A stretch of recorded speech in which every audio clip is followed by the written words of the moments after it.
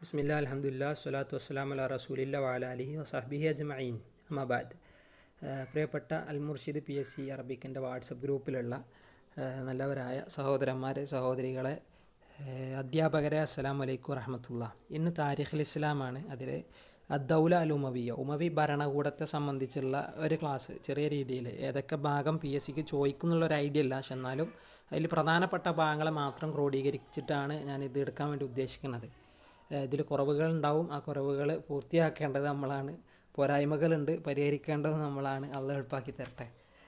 ഒരു മുഖദ്ദിമ എന്നുള്ള നിലക്ക് ഉമവി ഭരണകൂടം, അതിൻ്റെ ഭരണകൂടം, ആ ഉമവി ഭരണകൂടം ദൗല അൽ ഉമവിയ, ഇത് ശരിക്ക് ചേർത്ത് പറയാറുള്ളത് ഉമയ്യത്ത് ബിൻ അബ്ദു ഷംസിലേക്കാണ് അല്ലേ. ഉമയ്യത്ത് ബിൻ അബ്ദു ഷംസിലേക്കാണ് അൽ ഉമവിയ എന്നുള്ള ആ പേര് എന്ത് ചെയ്യുന്നത്, ചേർത്തിട്ടുള്ളത്. ദൗല അൽ ഉമവിയ, ആ ദൗലത്തിനെ ചേർത്തിട്ടുള്ളത്.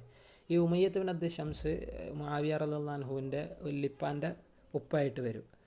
ഈ ഭരണകൂടം ഹിജറ 41 മുതൽ അല്ലേ, ഹിജറ 41 മുതൽ ഹിജറ 132 വരെ നീണ്ടു നിൽക്കുക. ഏകദേശം 90-91 വർഷക്കാലം നീണ്ടു നിൽക്കുന്ന ഭരണകാലയളവാണ്. അതിൽ 14ഓളം ഖലീഫമാർ എന്ത് ചെയ്തിട്ടുണ്ട്, കടന്നു വന്നിട്ടുണ്ട്. 14 ഖലീഫമാരാണ് ഉമവി ഭരണകൂടത്തിലുണ്ടായിരുന്നത്. 14 പേര് നമ്മൾ പറയില്ല. ഞാനിപ്പോൾ ഈ ഷജറയിൽ നിങ്ങൾക്ക് ഇങ്ങനെ മഞ്ഞ പുള്ളി ഇട്ടിട്ട് കുറച്ച് സംഗതികൾ കാണാം. അതിലാണ് പ്രധാനപ്പെട്ട ആൾക്കാർ. അവരെ പറ്റി മാത്രമാണ് നമ്മുടെ ക്ലാസ്സിൽ പരാമർശം. അതന്നെ ചിലപ്പോൾ 2-3 ക്ലാസ്സൊക്കെ ആയിട്ട് നമുക്ക് എടുക്കേണ്ടി വരും, അല്ലാഹു ആലം. ഏതായാലും ഇനി പറയാനുള്ളത് ഇപ്പോൾ മുഅസ്സിസുദ് ദൗല അൽ ഉമവിയ, ഉമവി ഭരണകൂടത്തിൻ്റെ സ്ഥാപക നേതാവായിട്ട് മുആവിയ റളിയല്ലാഹു അൻഹു ആണല്ലോ അറിയപ്പെട്ടിട്ടുള്ളത്. മുആവിയ ആണല്ലോ ഇതിൻ്റെ നേതാവായിട്ട്. എങ്ങനെയാണ് മുആവിയ റളിയല്ലാഹു അൻഹുവിന് ഇങ്ങനൊരു ഭരണകൂടം സ്ഥാപിക്കാനുള്ള അവസരം ഒരുങ്ങിയത് എന്ന് ആദ്യം നമ്മൾ പറയണം. നമുക്കറിയാം, അലി റളിയല്ലാഹു അൻഹു ഹിജറ 40 കൊല ചെയ്യപ്പെടുകയാണ്. ഈ ഖവാരിജുകൾ മൂന്നാൾക്കാരെ വകവരുത്താൻ വേണ്ടി ഗൂഢാലോചന നടത്തി. മുആവിയ, അലി, അംർ ഇബ്നു ആസ് റളിയല്ലാഹു അൻഹും, ഇവരെ 3 പേരെയും കൊല ചെയ്യാൻ വേണ്ടിയാണ് അവർ ഗൂഢാലോചന നടത്തിയത്. പക്ഷേ അതിൽ അലി റളിയല്ലാഹു അൻഹുവിനെ അവർ വധിക്കുകയും ചെയ്തു. അലി റളിയല്ലാഹു അൻഹു വധിച്ചപ്പോൾ പിന്നെ ശരിക്ക് അവസാനത്തെ ഖലീഫയുടെ മരണാനന്തരം പിന്നെ ഈ ഖിലാഫത്ത് അലിയുടെ മകൻ ഹസൻ ബിൻ അലിയിലേക്കാണ് വരുന്നത്, ഹസൻ റളിയല്ലാഹു അൻഹുവിലേക്കാണ്. പക്ഷേ അവിടെ ഇസ്ലാമിക ഭരണകൂടം ഒരിക്കലും ഒരു വലിയ പ്രയാസങ്ങളിലൂടെ, ഒരു വലിയ അഭിപ്രായ വ്യത്യാസങ്ങളും പല കോലാഹലങ്ങളൊക്കെ ഉണ്ടായിരുന്ന ഒരു അന്തരീക്ഷം ആയതുകൊണ്ട് തന്നെ ഹസൻ റളിയല്ലാഹു അൻഹു അവിടെ അദ്ദേഹം ജീവിച്ചിരിക്കെ തന്നെ മുആവിയ റളിയല്ലാഹു അൻഹുവിനോട് ഭരണം ഏറ്റെടുക്കാൻ വേണ്ടി ആവശ്യപ്പെടുകയാണ്. അവിടെ ഒരു സുൽഹിന് വേണ്ടി മുന്നിട്ടിറങ്ങിയാണ് ഹസൻ റളിയല്ലാഹു അൻഹു. അങ്ങനെ ഹസൻ, ഹുസൈൻ റളിയല്ലാഹു അൻഹുമ, ഇവർ 2 പേരും മുആവിയ റളിയല്ലാഹു അൻഹുവിന് ബൈഅത്ത് ചെയ്തു. അങ്ങനെ എല്ലാവരും, മുസ്ലിങ്ങളെല്ലാവരും പിന്നെ എന്ത് ചെയ്തു, ഈ മുആവിയ റളിയല്ലാഹു അൻഹുവിന് ബൈഅത്ത് ചെയ്തു അടുത്ത ഖലീഫയായിട്ട്. ഖവാരിജുകൾ ഒഴികെ ബാക്കി എല്ലാവരും ബൈഅത്ത് ചെയ്തു. അത് ആ ഒരു വർഷത്തെ ഹിജറ 41, ആ ഒരു വർഷം അറിയപ്പെട്ടത് ആമുൽ ജമാഅ എന്നാണ്. അഥവാ മുസ്ലിമീങ്ങൾ മുഴുവൻ ഒറ്റ ഖലീഫക്ക് കീഴിൽ വന്ന ആ ഒരു ടൈം. അതുവരെ അഭിപ്രായ വ്യത്യാസങ്ങൾ ഉണ്ടായിരുന്നു എന്ന് പറയാം. നമ്മൾ പറഞ്ഞു അലി റളിയല്ലാഹു അൻഹു മുആവിയ റളിയല്ലാഹു അൻഹു തമ്മിൽ അഭിപ്രായ വ്യത്യാസങ്ങൾ ഉണ്ടായിരുന്നു. കാരണം അതുകൊണ്ടാണ് സിഫീൻ യുദ്ധം, ഖുലഫാ റാഷിദുകളുടെ ചരിത്രം പറഞ്ഞപ്പോൾ നമ്മൾ ചിലപ്പോൾ കേട്ടിട്ടുണ്ടാകും അല്ലേ. സിഫീൻ യുദ്ധം, ഉസ്മാൻ റളിയല്ലാഹു അൻഹു കൊല ചെയ്യപ്പെട്ടതിന് ശേഷം ഖിലാഫത്ത് ഏറ്റെടുത്ത അലി റളിയല്ലാഹു അൻഹു ഉസ്മാൻ റളിയല്ലാഹു അൻഹുവിൻ്റെ ഘാതകരെ പിടികൂടാനോ അവരെ വധിക്കാനോ ശ്രമിച്ചിട്ടില്ല എന്നുള്ളൊരു ആക്ഷേപം മുആവിയ റളിയല്ലാഹു അൻഹുവിനുണ്ടായിരുന്നു. അങ്ങനെയൊക്കെ ഒരു അഭിപ്രായ വ്യത്യാസങ്ങൾ ഉണ്ടായതുകൊണ്ട് തന്നെ മുആവിയ അലി റളിയല്ലാഹു അൻഹുവിന് ബൈഅത്ത് ചെയ്തിട്ടില്ല എന്ന് വരെ ചരിത്രത്തിൽ പറയപ്പെടുന്നുണ്ട്. ഏതായാലും പക്ഷേ ആ ഒരു പ്രശ്നം പരിഹരിക്കാൻ വേണ്ടിയാണ് ശരിക്കും സിഫീനിലേക്ക് വരുന്നതും ആ സിഫീനൊക്കെ ഉണ്ടാവുന്നതും. കാരണം പരമാവധി വരെ കൂട്ടിപ്പിടിക്കാൻ അലി റളിയല്ലാഹു അൻഹു ശ്രമിച്ചിട്ടുണ്ട്. അതുകൊണ്ടാണ് കൂഫ തലസ്ഥാനമായിട്ട് അലി റളിയല്ലാഹു അൻഹു തിരഞ്ഞെടുത്തതും. കാരണം ഷാമിനോട് ഏറ്റവും കൂടുതൽ അടുത്ത് നിൽക്കുന്നതാണ്. ഷാമ് ഭരിച്ചിരുന്നത് മുആവിയ റളിയല്ലാഹു അൻഹു ആണ്. കാരണം ഉസ്മാൻ റളിയല്ലാഹു അൻഹുവിൻ്റെ കാലഘട്ടം മുതൽ ഷാമ് മുഴുവൻ ഏൽപ്പിക്കപ്പെട്ടത് മുആവിയനെയായിരുന്നു എന്നാണ്. അതുകൊണ്ട് തന്നെ പല കക്ഷിത്വങ്ങൾ മുസ്ലിം ഭരണകൂടങ്ങൾക്കിടയിൽ തന്നെ അലി റളിയല്ലാഹു അൻഹുവിൻ്റെ ആ ഒരു കാലയളവിലുണ്ടായിരുന്ന പല പ്രയാസങ്ങൾ മാറാൻ വേണ്ടിയാണ് പിന്നെ ആമുൽ ജമാഅ നടക്കുന്നതും എന്നൊക്കെ നമുക്കറിയാം. ഇതാണ് ഉമവി ഭരണകൂടത്തിൻ്റെ ഒരു ആമുഖം എന്നുള്ള നിലയ്ക്ക് വളരെ ചുരുക്കി പറയാനുള്ളത്. ഇനി നമുക്ക് ഇൻഷാ അല്ലാഹ് മുആവിയ റളിയല്ലാഹു അൻഹുവിനെ പറ്റി പറഞ്ഞിട്ട് നേരെ ഉമവി ഭരണകൂടം അങ്ങനെ പറഞ്ഞു പോകാം. ഇനിയിപ്പോൾ നിങ്ങൾക്ക് ഇതിൽ കാണാം, മുആവിയ റളിയല്ലാഹു അൻഹു, മുആവിയത്ത് ബിൻ അബി സുഫിയാൻ അല്ലേ, അവ്വലു ഖുലഫാഇ ബനി ഉമയ്യ, ഉമവി ഭരണകൂടത്തിൻ്റെ അല്ലെങ്കിൽ 1ാമത്തെ ഖലീഫയാണ്. ഹിജ്റ 41 മുതൽ ഹിജ്റ 60 വർഷം വരെ അദ്ദേഹം ഭരിച്ചു. ഈ മുആവിയ റളിയല്ലാഹു അൻഹുവിനെ സംബന്ധിച്ചിടത്തോളം ഏറ്റവും നല്ല യുദ്ധ പാരമ്പര്യമുള്ള അല്ലെങ്കിൽ നല്ല നേതൃപാഠമുള്ള കുടുംബത്തിലാണ് മുആവിയ ജനിച്ചത്. കാരണം മുആവിയൻ്റെ ഉപ്പ അബൂ സുഫിയാൻ റസൂലുള്ളാഹി സ്വല്ലല്ലാഹു അലൈഹി വസല്ലമയ്ക്കെതിരെ മറ്റേ ഖുറൈശികൾ പടപൊരുതിയപ്പോൾ മുഴുവൻ ഖുറൈശികളുടെ നേതാവായിട്ട് അബൂ സുഫിയാൻ ഉണ്ടായിരുന്നു. പിന്നെ ഇസ്ലാമിലും ഒരുപാട് യുദ്ധം അബൂ സുഫിയാൻ്റെ നേതൃത്വത്തിൽ വിജയിച്ചടച്ചതൊക്കെ നമുക്കറിയാം. അപ്പോൾ നല്ല യുദ്ധപാഠമുണ്ട്. അബൂ സുഫിയാന് മാത്രമല്ല, അബൂ സുഫിയാൻ്റെ പിതാവ് ഹർബ് ബിൻ ഉമയ്യ. ഈ ഹർബ് ബിൻ ഉമയ്യ മറ്റേ ഹർബുൽ ഫിജാറില്ലേ, അതായത് ജാഹിലിയ്യ കാലഘട്ടത്തിൽ നടന്ന റസൂലുള്ള പങ്കെടുത്തൊരു യുദ്ധം എന്ന് പറയപ്പെട്ടല്ലോ, അതിൽ ഖുറൈശികളുടെ നേതാവാണ് ഈ ഹർബ് ബിൻ ഉമയ്യ. അപ്പോൾ നല്ല യുദ്ധ പാരമ്പര്യമുള്ള നല്ല നേതൃപാഠമുള്ള കുടുംബത്തിലാണ് മുആവിയ ജനിക്കുന്നത് എന്നാണ്. അപ്പോൾ നല്ല കഴിവുള്ള ആൾ എപ്പോഴാണ് ജനിക്കുന്നത്? ഉലിദ ഖബ്ല അൽ ബിഅസ ബി 5 സനവാത്ത് അല്ലേ, ബിഅസത്തിന് മുമ്പ് 5 വർഷം മുമ്പ്. നമ്മുടെ പുസ്തകത്തിൽ കാലിക്കറ്റ് യൂണിവേഴ്സിറ്റിൻ്റെ താരിഖുൽ ഇസ്ലാം എന്ന് പറഞ്ഞ പ്രിലിമിനറിൻ്റെ പുസ്തകത്തിൽ 2 വർഷം മുമ്പ് എന്നാണ്. പക്ഷേ ഞാൻ 1-2 സ്ഥലത്ത് നോക്കി ഉറപ്പ് വരുത്തിയത് 5 വർഷം മുമ്പ് എന്നാണ് ഞാൻ കണ്ടിട്ടുള്ളത്. അതുകൊണ്ടാണ് ഞാനിവിടെ 5 എന്ന് എഴുതിയത്. അതിൽ വ്യത്യാസം ഉണ്ടെങ്കിൽ പറയണ്ട കേട്ടോ. 5 വർഷം മുമ്പ് ജനിച്ചു എന്ന് മാത്രമല്ല, പിന്നെ ഇദ്ദേഹം ഇസ്ലാം മതം സ്വീകരിക്കുന്നത് അദ്ദേഹത്തിൻ്റെ 23-ാമത്തെ വയസ്സിലാണ്, അഥവാ ഹിജ്റ 8 ഫത്ഹ് മക്ക നടക്കുന്ന സമയത്ത്. ഫത്ഹ് മക്ക നടക്കുമ്പോഴാണ് മുസ്ലിം ആകുന്നത്. അത് ഇദ്ദേഹം മാത്രമല്ല, ആ ഫത്ഹ് മക്കൻ്റെ സമയത്താണ് അബൂ സുഫിയാനും ഇദ്ദേഹത്തിൻ്റെ പിതാവ് അബൂ സുഫിയാനും അതേപോലെ തന്നെ സഹോദരൻ യസീദ് ബിൻ അബി സുഫിയാൻ, ഉമ്മ ഹിന്ദ്, ഇവരെല്ലാവരും മുസ്ലിമീങ്ങളാകുന്നത് ഫത്ഹ് മക്കൻ്റെ സമയത്താണ്.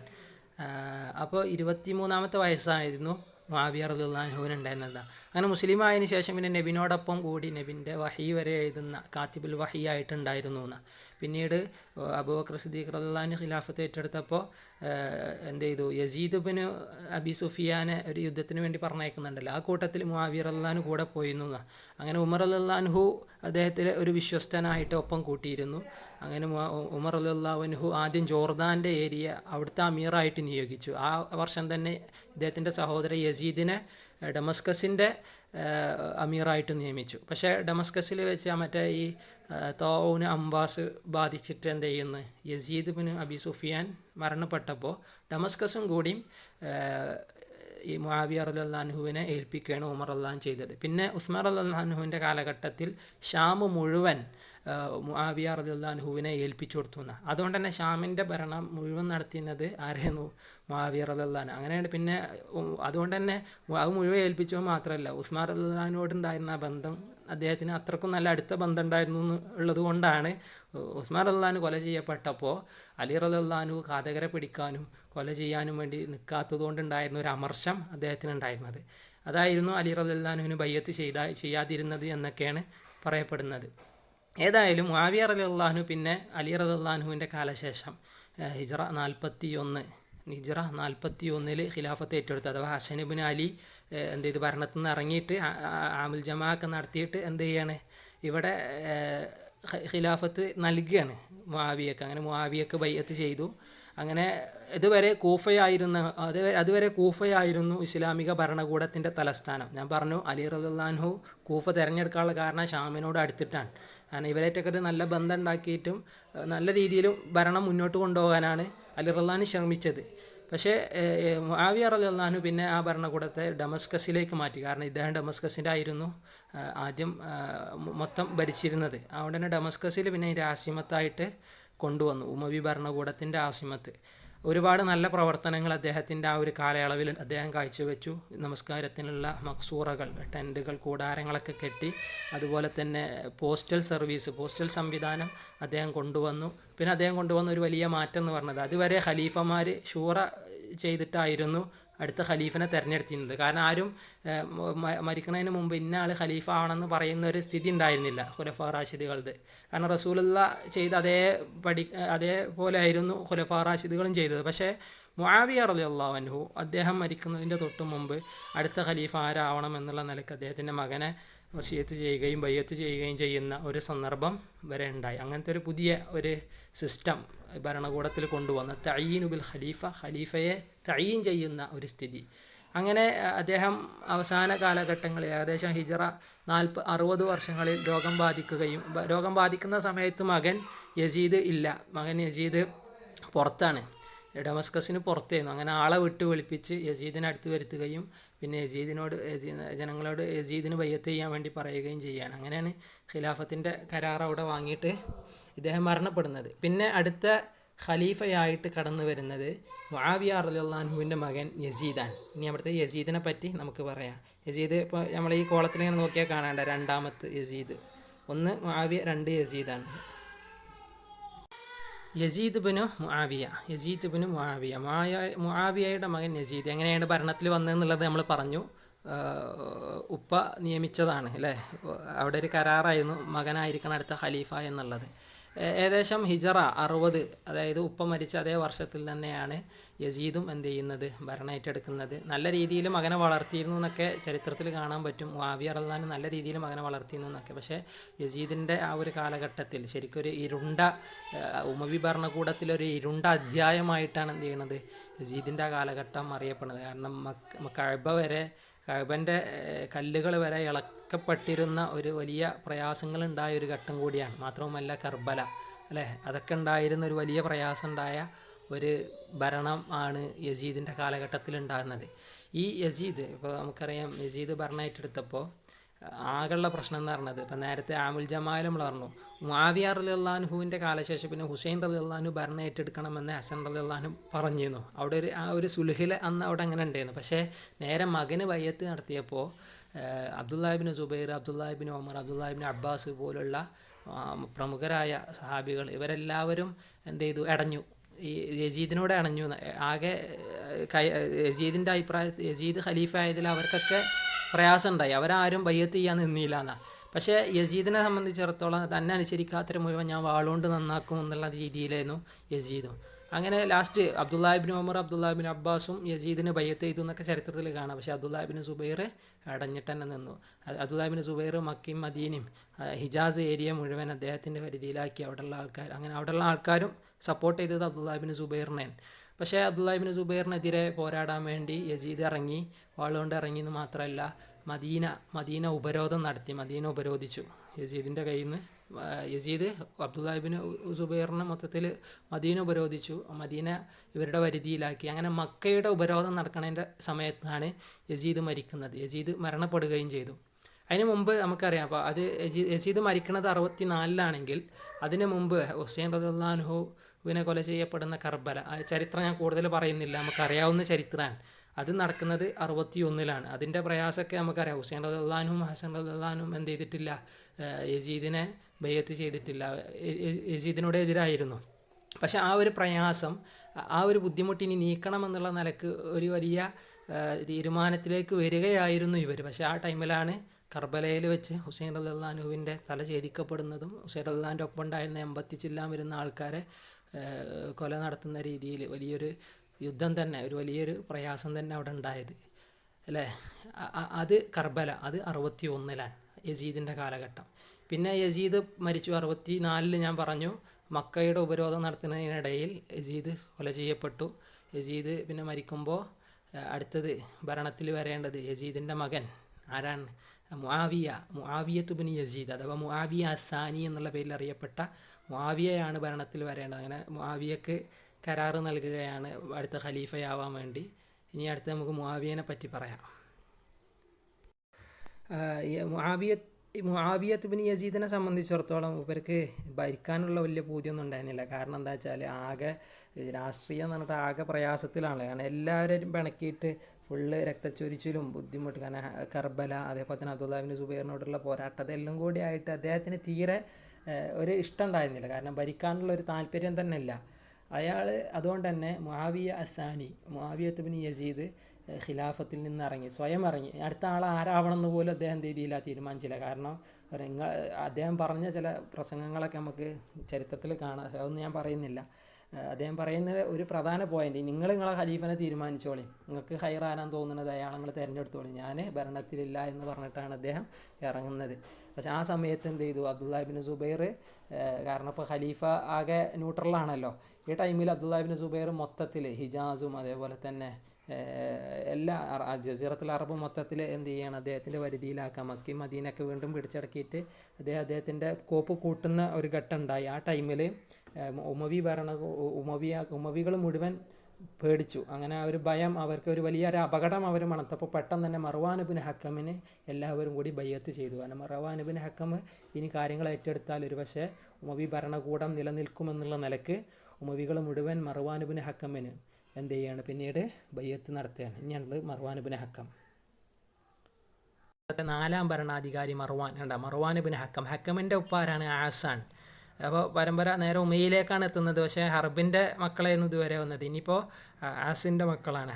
ഹക്കമിൻ്റെ മകൻ മർവാനാണ് പിന്നീട് ഭരണം. ആ മർവാനെ സംബന്ധിച്ചിടത്തോളം ന്യൂട്രലായി നിൽക്കുന്ന ഈ ഒരു ഭരണം, ഉമവി ഭരണകൂടത്തെ പിന്നീട് വീണ്ടും അതിൻ്റെ സാമ്രാജ്യം തിരിച്ചു പിടിക്കുന്ന ഒരു ഘട്ടമാണ് മർവാൻ ഇബ്നു ഹക്കം നടത്തിയത് എന്നാണ് ചരിത്രത്തിൽ കാണാൻ സാധിക്കുന്നത്. കാരണം അബ്ദുല്ലാഹ് ഇബ്നു സുബൈറിൻ്റെ സൈന്യത്തിനെതിരെ പടയിറക്കുകയും ആ സമയത്ത് എന്ത് ചെയ്തു, അബ്ദുല്ലാഹ് ഇബ്നു സുബൈറിൻ്റെ സംഘത്തെ അതിജയിക്കാൻ കഴിയുകയും ചെയ്തു. അങ്ങനെ ഷാമും മിസുറും ഇറാഖും ഒക്കെ, ഷാമും മിസുറും മദീനയും മക്കയും ഒക്കെ കീഴടക്കിയതിന് ശേഷം ഷാമും മിസുറും എന്ത് ചെയ്തു, ഉമവി ഭരണകൂടത്തിൻ്റെ കീഴിൽ കൊണ്ടുവരാൻ കഴിഞ്ഞു മർവാൻ ഇബ്നു ഹക്കമിന്. പക്ഷേ ജസീറത്തുൽ അറബും ഇറാഖും കീഴടക്കുന്നതിനിടയിൽ എന്ത് ചെയ്തു, അദ്ദേഹം മരിച്ചു. അദ്ദേഹത്തിന് മരണം വന്നെത്തി ഹിജറ 65. പിന്നെ അദ്ദേഹത്തിന് മരിച്ചപ്പോൾ, അദ്ദേഹം മരിക്കുമ്പോൾ അടുത്ത ഭരണാധികാരിയായിട്ട് അഹിദ ബിൽ മുൽക്കി മംബഅദഹു ലിബ്നിഹി അബ്ദുൽ മലിക് എന്ന അദ്ദേഹത്തിൻ്റെ മകന് ഇനി ഭരണം ഉണ്ടാവട്ടെ എന്നുള്ള നിലക്ക് അവിടെ കരാറും പറഞ്ഞു.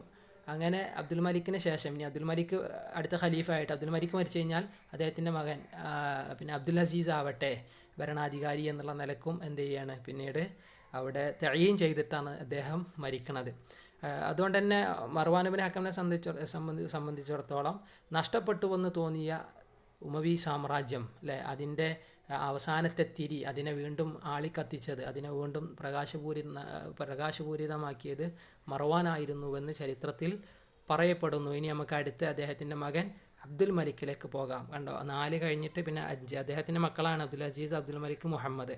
ഇനി അടുത്ത് നമുക്ക് അബ്ദുൽ മലിക്കിലേക്ക് പോകാം. ബേസിക്കുള്ള പഠനം എന്നുള്ള നിലയ്ക്ക് ജസ്റ്റ് ഇങ്ങനെ പറഞ്ഞു പോവുകയാണ് കേട്ടോ. ഇനി അടുത്തത് അബ്ദുൽ മലിക് ബിൻ മർവാൻ. അതായത് മർവാൻ മരിച്ചതിന് ശേഷം അബ്ദുൽ മലിക് ബിൻ മർവാനാണല്ലോ ഭരണം ഏറ്റെടുക്കുന്നത്. ഹിജറ 26 മദീനയിൽ അബ്ദുൽ മലിക് ജനിക്കുന്നത്. മദീനത്താണ് ജനിക്കുന്നത്. അതുകൊണ്ട് തന്നെ നല്ല ഇൽമുള്ള പണ്ഡിതന്മാരുടെ സദസ്സിലേക്കൊക്കെ ചെല്ലുമായിരുന്നു. നല്ല സാഹിത്യകാരന്മാരുടെ അടുത്തേക്കൊക്കെ പോകുമായിരുന്നു. അതുകൊണ്ട് തന്നെ അദീബായിരുന്നു ഇദ്ദേഹം. നല്ല പണ്ഡിതനായിരുന്നു, ഹക്കീമായിരുന്നു എന്നൊക്കെ അദ്ദേഹത്തിൻ്റെ വിശേഷണങ്ങൾ കാണാൻ പറ്റും. യുവ പണ്ഡിതന്മാരുടെ കൂട്ടത്തിൽപ്പെട്ട, യുവ സാഹിത്യകാരന്മാരുടെ കൂട്ടത്തിൽപ്പെട്ട ഒരാളാണ് അബ്ദുൽ മലിക്. പക്ഷേ അബ്ദുൽ മലിക് ഭരണം ഏറ്റെടുക്കുമ്പോൾ ഉണ്ടായിരുന്ന പശ്ചാത്തലം എന്ന് പറയുന്നത് വാപ്പാക്ക് പൂർത്തീകരിക്കാൻ പറ്റാത്ത പല കാര്യങ്ങളുണ്ട്. കാരണം ഇറാഖും ജസീറത്തുൽ അറബൊന്നും എന്ത് ചെയ്തിട്ടില്ല, ശരിക്കും ഉമവി ഭരണകൂടത്തിൻ്റെ കീഴിലേക്ക് കിട്ടിയിട്ടില്ല. അതുകൊണ്ട് തന്നെ എന്ത് ചെയ്യണം, ഒരു ഹജ്ജാജ് ഇബ്നു യൂസുഫിനെ പോലുള്ള ശക്തരായ ആൾക്കാരെ കൊണ്ടുവന്നിട്ട് സൈന്യത്തിൻ്റെ അധിപന്മാരാക്കുകയും ഈ അബ്ദുല്ലാഹ് ഇബ്നു സുബൈറിൻ്റെ സംഘത്തെ വരെ അടിച്ചമർത്താൻ വേണ്ടി അവർ ഇറങ്ങിയെന്നാണ്. ആ ചരിത്രങ്ങളൊക്കെ നിങ്ങൾക്ക് അറിയാം. അതിൻ്റെ മറ്റു വശങ്ങൾ ഞാൻ ചർച്ച ചെയ്യുന്നില്ല.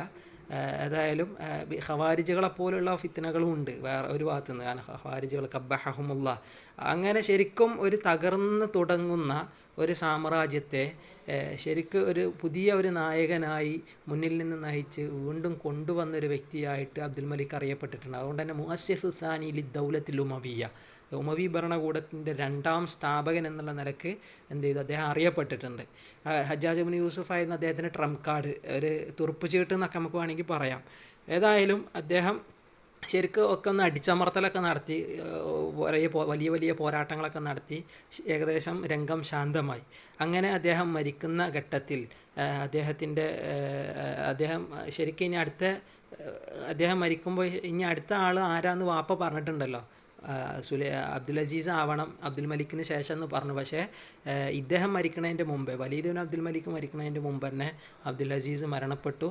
അപ്പോൾ ഇദ്ദേഹത്തിൻ്റെ മകൻ വലീദ് ബിൻ അബ്ദുൽ മലിക് അടുത്ത ഖലീഫയാവട്ടെ എന്നെന്ത് ചെയ്യണം, അദ്ദേഹം ഒരു വലിയ കരാറ് വാങ്ങുകയും ഇനി വലീദിന് ശേഷം സുലൈമാന് ബയ്യത്ത് ചെയ്യണമെന്നുള്ള നിലക്കും എന്ത് ചെയ്തു, അവിടെ ഖലീഫ നിർണയം നടത്തി. അങ്ങനെ 86 ഹിജറ 86 21 വർഷത്തെ ഭരണകാലയളവിന് ശേഷം അബ്ദുൽ മലിക് മരണപ്പെടുകയാണ്.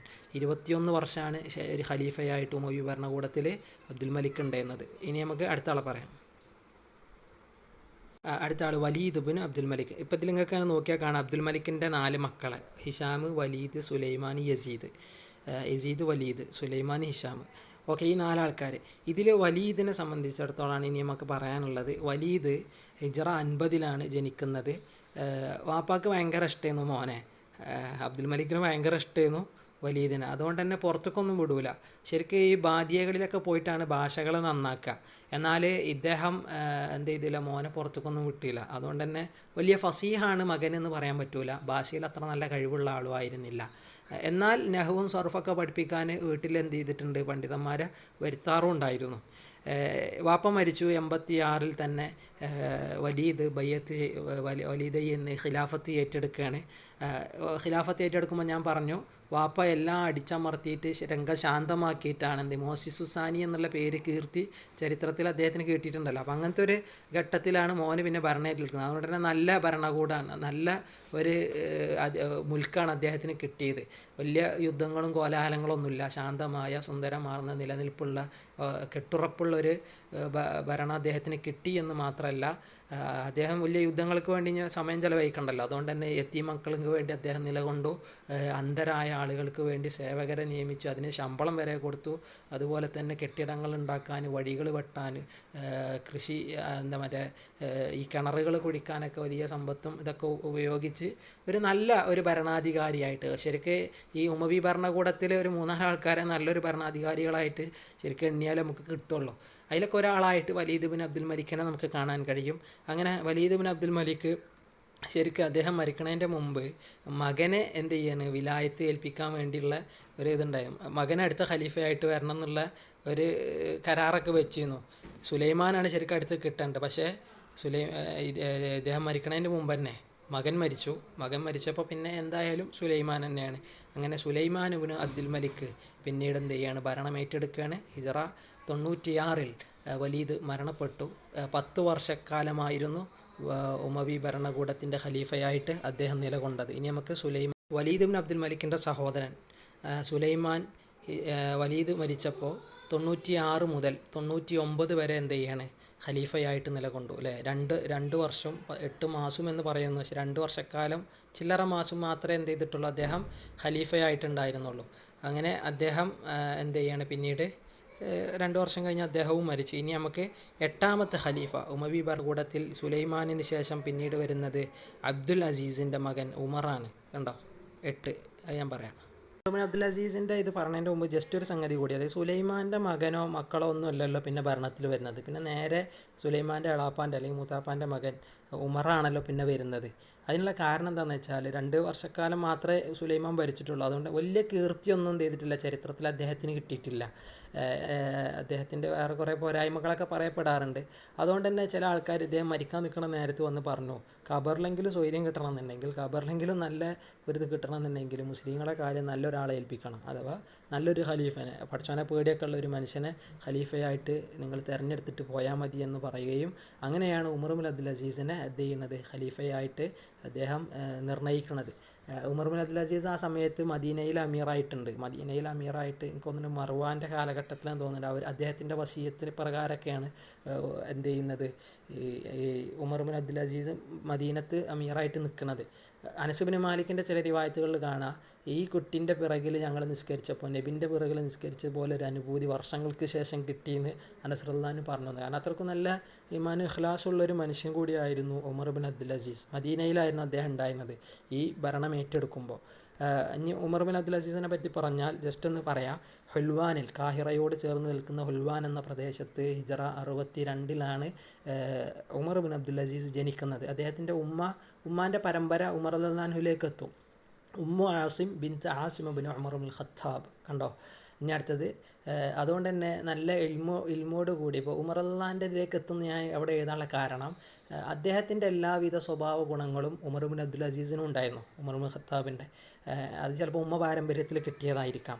നല്ല ഇൽമുണ്ട്. മദീനയിൽ തന്നെ പണ്ഡിതന്മാരുടെ സദസ്സിലിരുന്ന് നല്ല തഫഖഹ ബിൽ മദീനയിൽ ഒരു വലിയ ഫഖീഹായിട്ട് തന്നെ, ഒരു മദീനയിലെ വലിയൊരു പണ്ഡിതനായിട്ട് തന്നെ അദ്ദേഹം വളർന്നു വന്നു.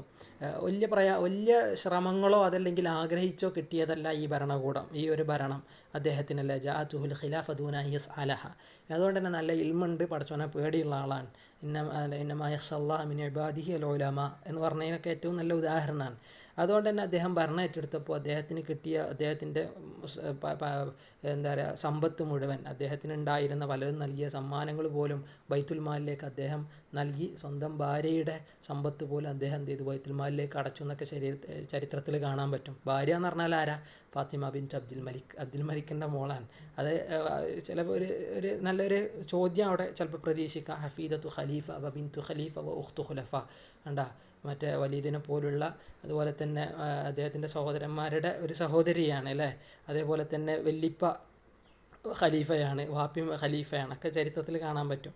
അങ്ങനെയുള്ള ഒരു പെണ്ണിനെയാണ് ഭാര്യയായിട്ട് കിട്ടിയത്. മാത്രമല്ല അവരും ഏറ്റവും നല്ല സൽസ്വഭാവിയായിരുന്നു, ഭർത്താവിനനുസരിച്ച് കഴിയുന്ന ഒരു സ്ത്രീയുമായിരുന്നു. മാത്രവുമല്ല അതുകൊണ്ട് തന്നെ ഇദ്ദേഹം ഭരണം ഏറ്റെടുത്തപ്പോൾ ആദ്യം ചെയ്യുന്ന പണി അതിക്രമകാരികളായ കുറേ ഗവർണർമാരും കുറേ നേതാക്കന്മാരും ഒക്കെ ഉണ്ടായിരുന്നു. അവരെ മുഴുവൻ എന്ത് ചെയ്തു, സ്ഥാനഭ്രഷ്ടരാക്കി. അതുപോലെ തന്നെ മുസ്ലിമീങ്ങളായ ആൾക്കാരിൽ നിന്ന് ജിസിയ എടുത്തു. അതൊക്കെ അദ്ദേഹം ചെയ്ത വലിയ പ്രവർത്തനമാണ്. ജിസിയ ഉണ്ടായിരുന്നു, ആ നികുതി അത് അദ്ദേഹം എന്ത് ചെയ്യുന്നത് എടുത്തു ഒഴിവാക്കി. മുസ്ലിങ്ങളായ ആൾക്കാർ ഇനി ജിസിയ കൊടുക്കേണ്ടതില്ല.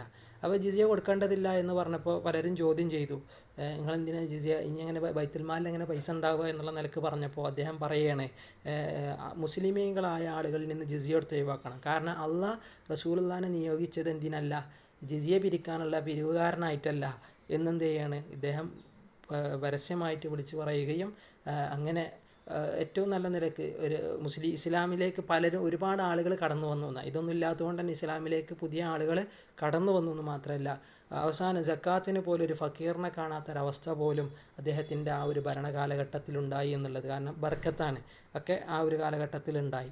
മാത്രമല്ല അദ്ദേഹത്തിൻ്റെ സമയവും സന്ദർഭവും ഒക്കെ വിനിയോഗിച്ചത് പലപ്പോഴും നല്ല പുരോഗതിക്ക് വേണ്ടിയാണ്. സ്ഥലങ്ങൾ കൃഷിയോഗ്യമാക്കി, അതുപോലെ തന്നെ കിണറുകൾ കുഴിച്ചു. അങ്ങനെ നല്ല രീതിയിൽ അദ്ദേഹം ഭരണം കാഴ്ചവെച്ചു.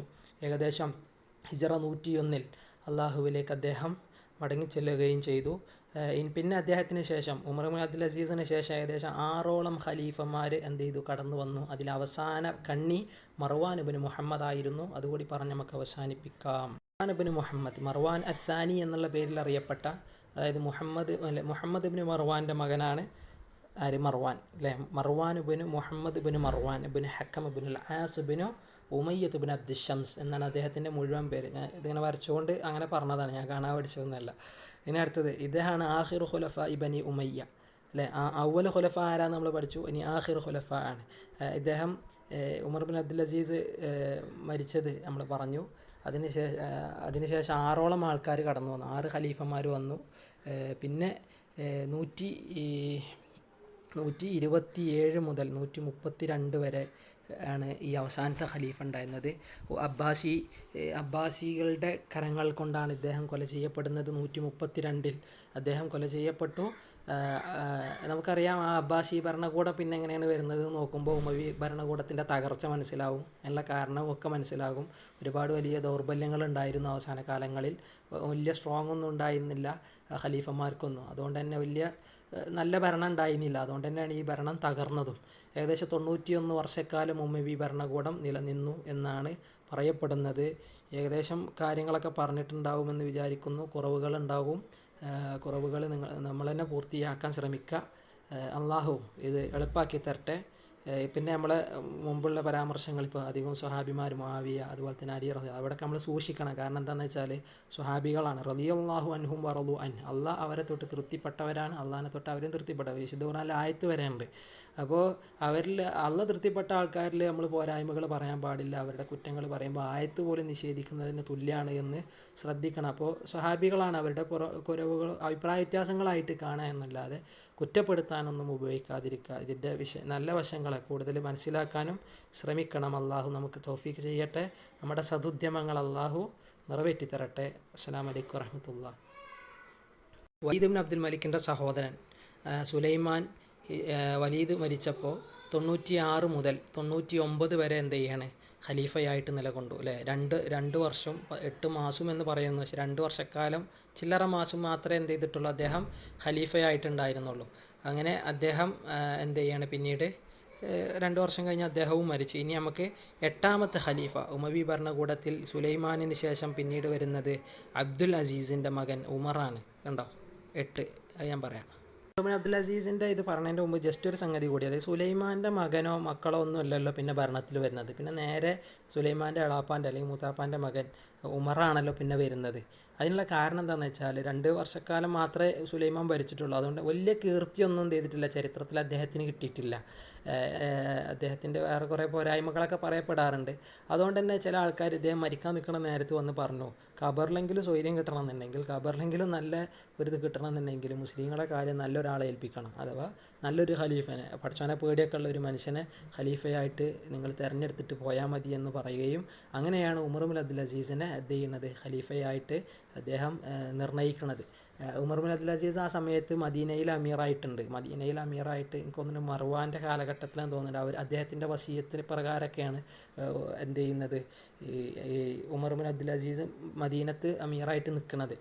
അനസ് ബിൻ മാലിക്കിൻ്റെ ചില റിവായത്തുകളിൽ കാണാം, ഈ കുട്ടിൻ്റെ പിറകിൽ ഞങ്ങൾ നിസ്കരിച്ചപ്പോൾ നബിൻ്റെ പിറകിൽ നിസ്കരിച്ച പോലെ ഒരു അനുഭൂതി വർഷങ്ങൾക്ക് ശേഷം കിട്ടിയെന്ന് അനസ് റളിയല്ലാഹു പറഞ്ഞു. കാരണം അത്രക്കും നല്ല ഈമാനും ഇഖ്ലാസുള്ളൊരു മനുഷ്യൻ കൂടിയായിരുന്നു ഉമർ ബിൻ അബ്ദുൽ അസീസ്. മദീനയിലായിരുന്നു അദ്ദേഹം ഉണ്ടായിരുന്നത് ഈ ഭരണം ഏറ്റെടുക്കുമ്പോൾ. ഇനി ഉമർ ബിൻ അബ്ദുൽ അസീസിനെ പറ്റി പറഞ്ഞാൽ ജസ്റ്റ് ഒന്ന് പറയാം.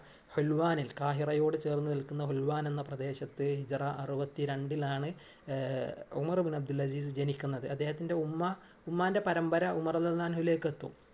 Umm Asim bint Asim bin Umar bin Khattab. കണ്ടോ ഇനി അടുത്തത്.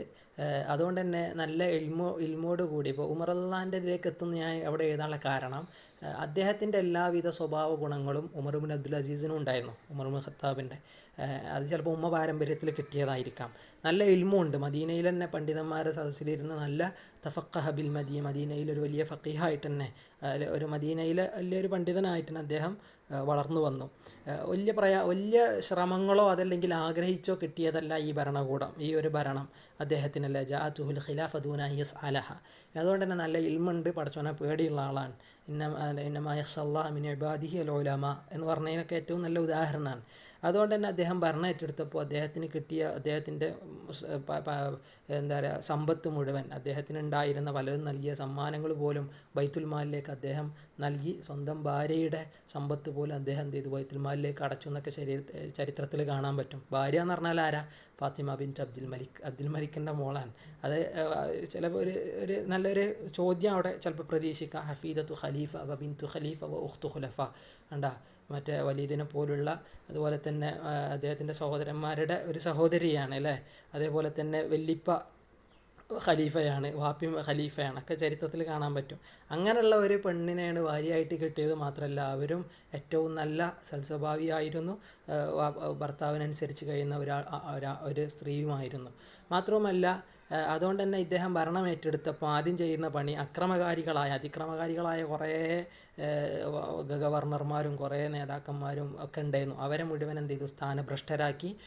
അതുപോലെ തന്നെ മുസ്ലിമീങ്ങളായ ആൾക്കാരിൽ നിന്ന് ജിസിയ എടുത്തു. അതൊക്കെ അദ്ദേഹം ചെയ്ത വലിയ പ്രവർത്തനമാണ്. ജിസിയ ഉണ്ടായിരുന്നു, ആ നികുതി അത് അദ്ദേഹം എന്ത് ചെയ്യുന്നത്, എടുത്തൊഴിവാക്കി. മുസ്ലിങ്ങളായ ആൾക്കാർ ഇനി ജിസിയ കൊടുക്കേണ്ടതില്ല.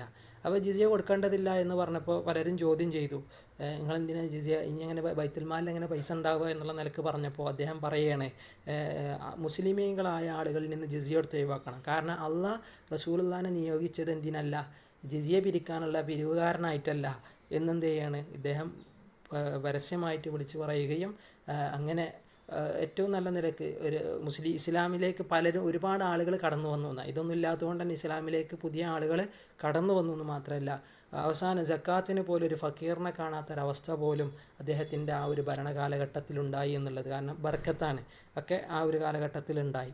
മാത്രമല്ല അദ്ദേഹത്തിൻ്റെ സമയവും സന്ദർഭവും ഒക്കെ വിനിയോഗിച്ചത് പലപ്പോഴും നല്ല പുരോഗതിക്ക് വേണ്ടിയാണ്. സ്ഥലങ്ങൾ കൃഷിയോഗ്യമാക്കി, അതുപോലെ തന്നെ കിണറുകൾ കുഴിച്ചു. അങ്ങനെ നല്ല രീതിയിൽ അദ്ദേഹം ഭരണം കാഴ്ചവെച്ചു. ഏകദേശം ഹിജറ 101 അള്ളാഹുവിലേക്ക് അദ്ദേഹം മടങ്ങിച്ചെല്ലുകയും ചെയ്തു. പിന്നെ അദ്ദേഹത്തിന് ശേഷം ഉമർ ബിൻ അബ്ദുൽ അസീസിന് ശേഷം ഏകദേശം 6ഓളം ഖലീഫമാർ എന്ത് ചെയ്തു, കടന്നു വന്നു. അതിൽ അവസാന കണ്ണി മർവാൻ ഇബ്നു മുഹമ്മദ് ആയിരുന്നു. അതുകൂടി പറഞ്ഞ് നമുക്ക് അവസാനിപ്പിക്കാം. ഇബ്നു മുഹമ്മദ് മർവാൻ അസാനി എന്നുള്ള പേരിൽ അറിയപ്പെട്ട, അതായത് മുഹമ്മദ് ഇബ്നു മർവാൻ്റെ മകനാണ് ആര്? മർവാൻ അല്ലേ? മർവാൻ ഇബ്നു മുഹമ്മദ് ഇബ്നു മർവാൻ ഇബ്നു ഹക്കം ഇബ്നു ആസ് ഇബ്നു ഉമയ്യത്ത് ഇബ്നു അബ്ദുൽ ഷംസ് എന്നാണ് അദ്ദേഹത്തിൻ്റെ മുഴുവൻ പേര്. ഞാൻ ഇതിങ്ങനെ വരച്ചുകൊണ്ട് അങ്ങനെ പറഞ്ഞതാണ്, ഞാൻ കാണാൻ പഠിച്ചതൊന്നുമല്ല. ഇനി അടുത്തത്, ഇദ്ദേഹമാണ് ആഖിറു ഖുലഫ ബനി ഉമയ്യ അല്ലേ? അവ്വൽ ഖുലഫ ആരാന്ന് നമ്മൾ പഠിച്ചു. ഇനി ആഖിറു ഖുലഫ ആണ് ഇദ്ദേഹം. ഉമർ ബിൻ അബ്ദുൽ അസീസ് മരിച്ചത് നമ്മൾ പറഞ്ഞു. അതിനുശേഷം 6ഓളം ആൾക്കാർ കടന്നു വന്നു, 6 ഖലീഫന്മാർ വന്നു.